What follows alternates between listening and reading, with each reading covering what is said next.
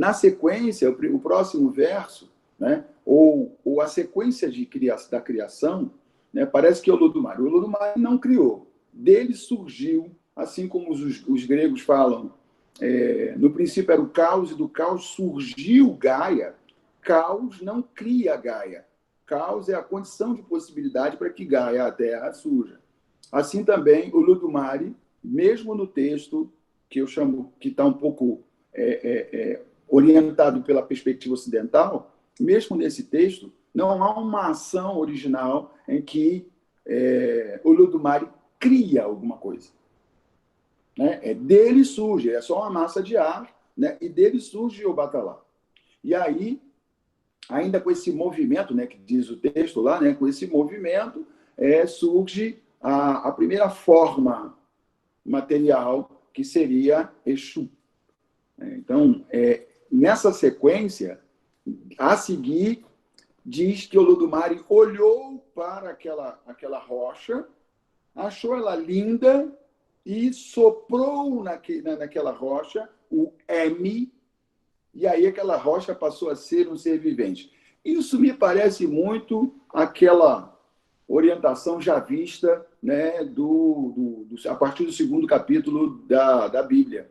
Me parece muito a constituição de Adão, né? E até o termo usado. Porque Deus fazia as coisas, segundo os hebreus, fazia, e Deus achou que era bom. E Deus achou que era bom. E quando ele criou o homem, e Deus achou que era muito bom. Né? Então, Deus achou que era muito bom e aí ficou feliz. Aí o Olodumare também achou maravilhoso e ficou feliz com Exu e tal. Eu acho muito semelhante e eu prefiro me abster. Né? E essa história é corrente mesmo em terras iorubás. Queria só lembrar que a colonização, que a gente pensa que foi a partir do final do século XIX, foi até 1960, a presença dos europeus em África, se a gente pensar só na história do Brasil, está desde 1400 e cascalho, desde o século XV, né, que há conversas e tal. A introdução efetiva dos ingleses em território ali que a gente chama hoje de Nigéria, Benin, tal, se deu no final do século XIX, mas eles estão lá há muito tempo. Então, essa influência, mesmo Samuel Adjali, um escritor, um clérigo, que eu esqueci agora o que ele era, esqueci. Ele era um clérigo que ele foi levado criancinha, ele era um Yorubá, se não me engano, de Abeokuta, foi levado criancinha para a Inglaterra, se converteu e voltou, chama ele de bispo agora, mas eu não tenho certeza se ele era bispo, não. Ele voltou e começou a fazer o que a gente chama hoje de Yorubá escrito, porque Yorubá é uma tradição da oralidade. Então, a escrituração, a constituição do vernáculo escrito foi feito por um, chamar de bispo agora, se me perdoem aí, alguém souber, bota aqui para mim, para eu ver, né? Um clérigo, né?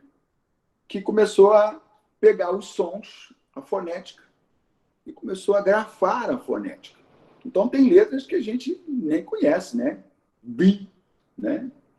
Ui, uns nomes, uns barulhos estranhos para a gente, né? E ele foi tentando aproximar e tal, fez um trabalho belíssimo, maravilhoso, mas é um trabalho ocidental, né? Feito por um Oimbodudu, um homem negro que era nativo e que aderiu à cultura daqueles que vieram nos colonizar. Então, não vamos imaginar, isso foi em 1800 e pouco, não vamos imaginar que essa história possa ser efetivamente original, afinal de contas, eles só estavam ali até 1960 e tal, isso é muito antes. Muito antes já estavam acontecendo. Né? No século XII, século XIII, nós tivemos uma invasão séria dos muçulmanos também naquele território, que espalhou todo geral. Então, essas trocas culturais aconteceram. Se a gente for um pouquinho mais atrás e pegar os relatos bíblicos, vamos descobrir que Mateus, o apóstolo de Jesus, quando foi para missões, foi para a África. Então, assim, a influência do mundo cristão não é especificamente dos ingleses. né? Ou somente dos ingleses. Anteriores a ele, tivemos várias intervenções. E a necessidade, né? Se a gente fala de tradição familiar, e sim, orixá Ibilé, né? Culto ao orixá da terra, ou desculpa, Ibilé, da terra, é difícil imaginar num território que tem 520 línguas, ou se a gente pensar só nos iorubás, né, é difícil imaginar pelo menos mais de 20 etnias, né, juntas, 20 etnias juntas, cada um com a sua tradição, e cada etnia com as suas famílias específicas, e aí o culto ao orixá é o culto ao orixá familiar, então você encontra lá várias famílias de Iemoja, várias famílias de Exu, várias famílias de Ogum, que são parentes, mas são famílias distintas, né? Como é que a gente pode imaginar que essas famílias que estavam lá em Abel-Kutá, estavam lá em Ilexá, estavam lá em Leifé, o Xobô, o Oió, o Ibadã e tal, em que momento elas tiveram a consciência de um Deus unificante, único, né, que estaria sobre eles? Fica um pouco difícil, né, imaginar que isso possa não ter sido através de influências, né, de religiões monoteístas, né? O povo iorubá não é monoteísta nem politeísta, ele não tem nada a ver com Teus, né? Ele cultua orixá, irumolé, eborá, egungun, coisas distintas, não fala de Deus, né? E o egungun da família de Oiá é o egungun da família de Oiá, não tem nada a ver com o egungun da família de Iemoja. Então, o egungun é o ancestral, né? Se é ancestral, não pode ser ancestral de todo mundo, né? Tem que ser o meu, né? Da minha família. Então, chamo de Olodumare, né? Para mim, é um lugar, é um espaço de possibilidades, né? Um espaço que a gente tem todas as possibilidades de existência. Então, desse espaço de possibilidade surge dois elementos primordiais, né? Que seria as águas primordiais e a rocha, né? A laterita, que é isso. A partir daí, quando eu falei que Olodumare é a condição de possibilidade para o todo, que Exu é o próprio poder e a autoridade, nada acontece, nada existe sem Exu, e Obatalá é o criador. Eu vou fazer um corte, porque aí depois continua, né, a história toda, e cria a terra, né, e aí vocês têm acesso a isso.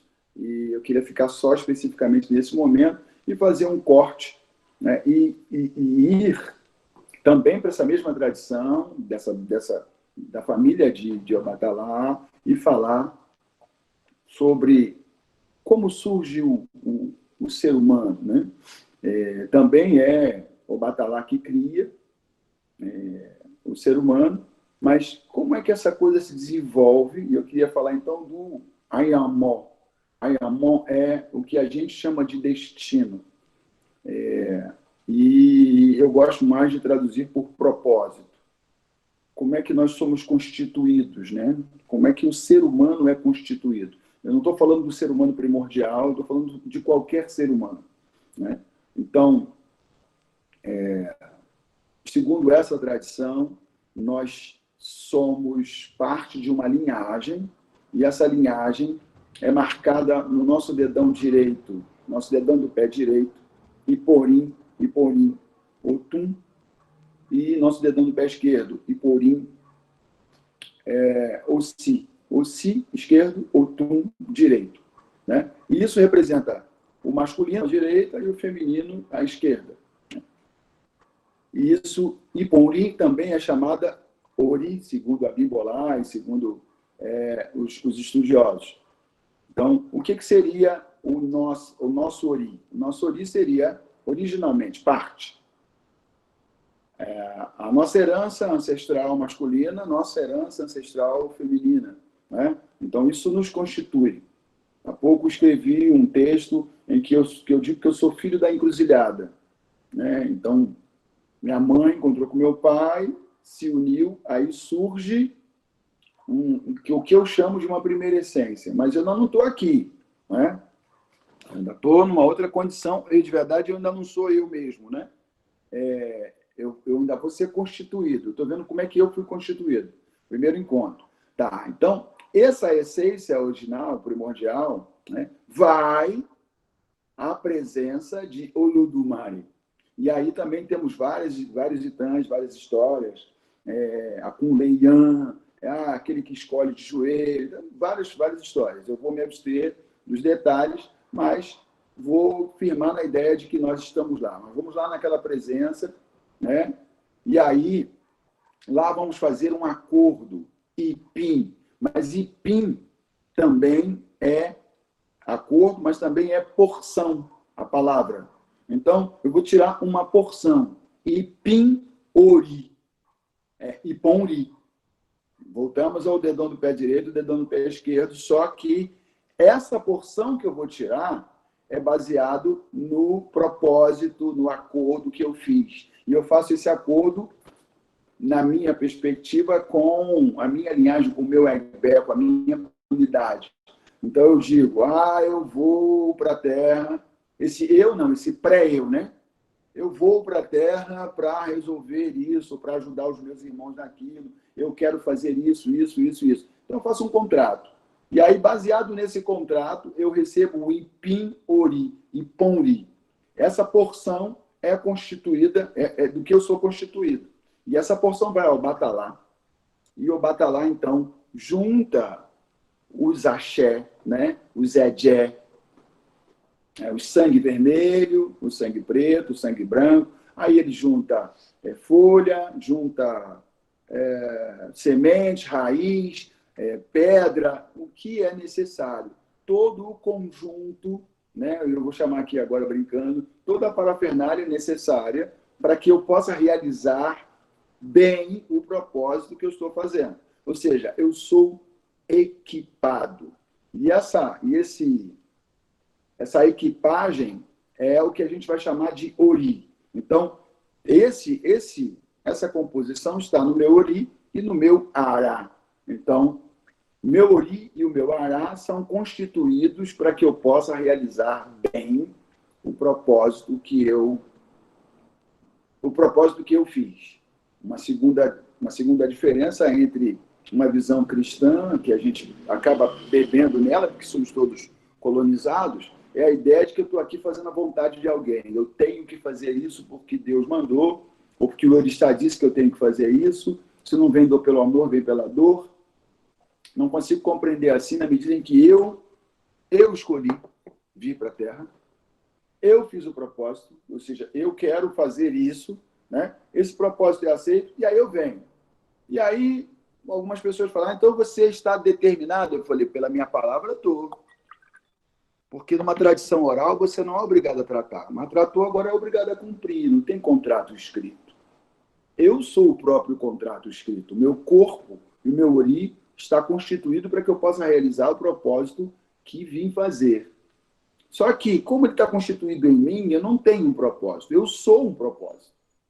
Essa perspectiva dá uma visão completamente diferente para a educação, na perspectiva iorubá.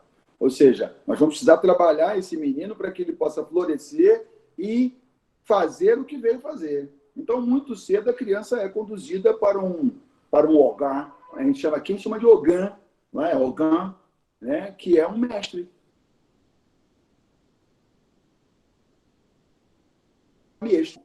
Exu é meu mestre. Então, eu serei levado para um Elexu para aprender a cuidar, para aprender a louvar, para aprender a cultuar, né? Então, eu seria um Elexu, então teria que ser cuidado, teria que ser criado por um Elexu. Eu vou ser um Onixegun, então eu vou ser médico, né? Então eu vou, que a gente chama de médico, um cara que conhece bem ervas e tal, então eu vou viver com essa pessoa. Por quê? Porque é o meu caminho. Porque percebe-se logo que é meu caminho, então já sou conduzido. Observa que a educação é a inversa. Não é incutir na cabeça da criança uma ideia, né, do tipo, você tem que crescer para ser, vai ter que estudar para ser alguém na vida. Não, ele já é alguém na vida, ele precisa florescer.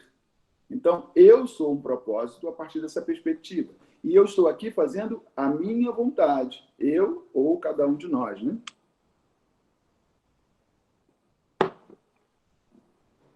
Estou aqui fazendo a minha vontade. Eu decidi vir, eu fiz um acordo e eu vim. Só que, quando venho, passo por aquilo que se chama Babeudo, um rio do esquecimento. Há algumas histórias que não é um rio, é uma árvore. Bagbe, Igui, ou Igui, Bagbe. E aí as pessoas dão lá um monte de volta em torno da árvore e tal. Como eu disse, são narrativas e depende de quem narra, né? E a história vai mudando. Mas a lógica da história é que você esquece quem é você, esquece o que veio fazer aqui, né? Eu gosto de pensar que essa água do esquecimento, esse rio do esquecimento, é o útero materno, é o líquido amniótico, né? Fica ali mergulhada, esquece da vida, porque ali é bom demais. Vamos para lugar nenhum mais, né, rapaz? Não tem lugar mais confortável que o útero da nossa mãe, né? Tá ali garradinho, comida, bebida, quentinho, tem mais nada nos aborrece. Mas, pois é, né? Chega um momento em que nós somos expelidos e vamos cumprir o nosso propósito. Ou seja, eu preciso mostrar a que venho. Tem uma história também interessante, o Itan, do Ediopê, e eu gosto muito, sempre conto essa história, tenho ela gravada, eu acho, aí no meu Instagram. Eu acho. Se não tem, vou gravar, porque eu acho ela linda. E o B também veio à Terra e veio também com um propósito. Chegando aqui, o B também esqueceu o que aqui veio, né? E logo de cara, deu de cara com... minto, bom, vamos voltar um pouquinho. A parafernália de OB, né, o ebó que o OB teve que fazer lá para poder vir à Terra, ele precisou fazer um ebó que incluía um rato, um peixe e um galo. Aí o OB chegou na Terra, né, começou a caminhar, né, e deu de cara com uma grande floresta. E o B ficou olhando para a floresta, né, e os mais velhos diziam que o B teve medo. Ele ficou apavorado diante do primeiro obstáculo que apareceu diante dele. E perplexo, nada fez. Exu, Elegbar, chegou. O B, qual é o problema, B? Lembra de quem você é, lembra o que você trouxe. Você não lembra? Você não tem um rato? Pega o rato, solta o rato, segue o rato. O B não discutiu. Pegou o rato, soltou o rato embrenhou o mato adentro e ele foi atrás do rato. Conseguiu vencer o primeiro obstáculo, e ele cantou, e ele dançou, e ele louvou Exu, e ele ficou feliz da vida, e continuou caminhando, e deu de cara com um grande mar. E mais uma vez o B ficou perplexo. E Exu falou no ouvido dele, Ranti, Ranti, relembra, lembra quem é você? Você não tem um peixe? Pega o peixe, solta o peixe, segue o peixe. O B também não discutiu, lançou o peixe nas águas e saiu nadando atrás do peixe e conseguiu vencer o mar. E mais uma vez o B dançou, o B cantou e começou a caminhar. E quando ele percebe, ele está num grande descampado. E mais uma vez, porque não se ateve à experiência anterior ou às experiências anteriores, mas mais uma vez o B ficou perplexo, ficou com medo. E mais uma vez Exu falou ao ouvido dele: o B, você não sabe quem é você? Lembra, Ranti, quem é você? Lembra quem é você? Lembra que você tem tudo que você precisa para realizar o seu propósito. Você tem tudo, Albê. Você não precisa de nada. Lembra, só lembra. Você não tem um galo? Pega o galo, solta o galo, segue o galo. Mais uma vez, o B, apesar de não se espraiar na experiência anterior, também tinha uma coisa de bom, ele não discutia. Pegou o galo, soltou o galo. E o galo, nós sabemos, começa a ciscar, o galo vive comendo, começou a ciscar, começou a caminhar, e o B continuou caminhando e seguindo o galo, até que ele chegou num vilarejo que tinha 16 cadeiras, e a cadeira principal foi dada a Ediobe, teve uma grande festa, e os mais antigos, né, os Agbalagba Agbalagba Medjó, dizem que ele cantou e dançou e sentou na cadeira e foi o principal. Então, até hoje, Ediobe está no nascer do sol. Ele é o primeiro que chega à Terra, né? E ele cantou, e ele dançou, e ele ficou feliz. Porque ele disse que os orixás, ele disse que os divinadores disseram a verdade para ele. Ou seja, disseram e aconteceram. O divinador disse para ele: você tem tudo o que você precisa para realizar. Assim somos nós, seres humanos, né? Temos tudo o que precisamos para realizar o nosso propósito. Agora, por mais capazes que sejamos, o Dimedi diz para a gente que, por mais afiado que seja a faca não consegue esculpir o próprio cabo. Então, por mais capazes que somos, por mais fantástico, a gente sempre precisa de ajuda. Sempre vamos precisar de ajuda, né? E Exu nos ajuda. Então, o outro é quem lembra a nós quem somos. E é o desafio, é o problema que vai fazer florescer em nós as nossas capacidades, né? Porque capazes somos. Somos desafiados a andar logo cedo, né? A gravidade está ali, puxando a gente para baixo, e a gente faz um esforço e dura, né? A gente contraria a lei e se esforça para alcançar um objetivo e dura, e a gente chama isso de equilíbrio. E nós ficamos de pé, ficamos de pé porque lutamos contra uma força que nos arrastava para baixo. E somos capazes de andar, depois somos capazes de correr, e a inventividade e a criatividade do ser humano é fantástica. A Cauê, ela charu, araia, uriua, né? Semelhante àquele que criou o pensamento e a deliberação, que é um título de Obatalá, é a cabeça de todos nós. Ou seja, nós somos capazes de criar, mas só somos capazes de criar a partir dos obstáculos, a partir dos problemas que são colocados diante de nós. O problema aparece, a gente começa a pensar uma solução. Gosto de uma professora amiga minha que ela brincava, né? Diante de um problema, a gente fica supletivo, até conseguir, e a gente insiste e consegue. Alguns de nós pode, individualmente, né? A gente pode desistir e não realizar e falar, como desenho animado, ó, vida, ó, azar, nada dá certo para mim e tal, né? A gente pode desistir. Mas, se a gente insiste, a gente encontra um caminho, porque a criatividade humana é semelhante à criatividade de Obatalá. Assim diz esse provérbio, né, que é de um outro Odu. Então, nós somos habilitados, capacitados, né, com uma primeira herança, que eu vou chamar de herança dos nossos pais, né, do Iponri, do encontro do meu pai com a minha mãe, e de uma segunda herança, desculpa, de uma segunda essência, que é a essência daquilo que nós somos. Ou seja, não há nenhuma possibilidade de existir um outro, ou no Kobabauna. Pode ter o mesmo nome, mas não vai ser eu, vai ser outra pessoa.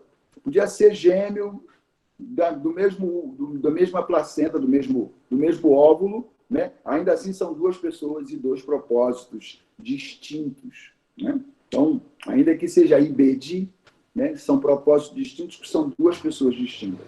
Então, nós temos uma herança que vem dos nossos pais, ela é aparentemente comum a todos, né? Então, eu posso ter 10 irmãos, mas o meu polegar é distinto de todos os outros irmãos. Ou seja, a minha marca, o quem eu sou, geneticamente, só tem eu. Mas nós poderíamos, biologicamente, falar, mas aquele que nasce do mesmo óvulo tem o mesmo código genético. Certo, é verdade. Mas, ainda assim, são duas pessoas diferentes, porque, segundo a tradição iorubá, os dois apareceram diante de Olodumare, naquele lugar, que é a condição de possibilidade, e cada um escolheu o seu próprio propósito. Escolheram vir juntos, achei legal. Às vezes até trigêmeos. Escolheram vir juntos e vieram juntos, mas cada um com o seu propósito. Eu não sei quanto tempo eu já falei. Falei durante 1 hora. Eu falo muito. Eu gosto de falar. Eu gosto das palavras e elas também parecem que gostam de mim, então a gente fica aqui nesse diálogo constante. Eu vou parar abruptamente, exatamente assim, porque já falei de Olodumare, já falei de Obatalá, sem grandes explicações, já falei de Exu, sem grandes explicações, e me aprofundei um pouquinho mais na ideia de que nós somos constituídos pela nossa própria vontade, pelo nosso próprio interesse em vir para cá, e nós somos um propósito, o que em Yorubá a gente pode chamar de Ayamon, que é chamado destino, Mas a palavra Ayamon é escolhido de forma firme, escolhido firmemente. E numa tradição, repito, numa tradição oral, se você escolhe fazer algo, se você faz um trato, você trata, e agora, então, você é obrigado a cumprir por força moral e não por força genética, do tipo, eu estou determinado a fazer aquilo e agora não tem jeito. Alguns autores vão defender a ideia de determinação, de determinação radical ou de determinação leve. Eu diria que o caminho é determinado. O lugar onde eu preciso estar, em Pocã, o meu lugar, é determinado. Mas eu sou livre para caminhar ou não. O destino que está posto para mim, o propósito que eu fiz, está gravado no meu corpo. Não tem como mudar de corpo, nem mudar de cabeça. Está gravado. Eu, quando comecei a dar aula de Yorubá lá na UFRJ, eu dizia que se porventura eu tivesse nascido lá e fosse pedreiro, eu ia ser um pedreiro falante, ia ficar pensando sobre como é que faz muro e tal, porque sou eu. Eu trabalhei no McDonald's, trabalhei 1 semana e me mandaram embora, porque eu ficava pensando por que tinha que fazer daquele jeito e tal. Então, eu sou um tipo de pessoa em qualquer lugar que eu vá. Então, é isso que é determinado. Agora, eu posso ser pedreiro, posso ser médico, engenheiro, posso ser qualquer coisa. Eu posso olhar para mim e andar de acordo com o meu Ori, e eu fecho com essa fala, um outro Odu, nos ensina que aquele que procura seguir o seu Ori vai chegar no seu lugar, ou seja, vai realizar o seu propósito. Então, é o Ori que vai me orientar. Eu aceito a orientação ou não. Exu me lembra, o outro desafio me lembra, faz com que eu posso desistir, eu posso não dar ouvido a Exu, eu posso fugir dos desafios, eu posso fazer um monte de coisa. Eu estou livre, mas os desafios estão lá. E não foram tirados, eles vão estar lá. E eles que fazem com que eu seja eu e cada um de nós. Isso eu não preciso explicar para ninguém, porque é a realidade de todos nós, Somos desafiados, e é porque somos desafiados, é porque enfrentamos os problemas que nós estamos aqui. Não é um caminho de facilidade. Vinícius, eu não sei se você que está como moderador, mas a palavra é sua.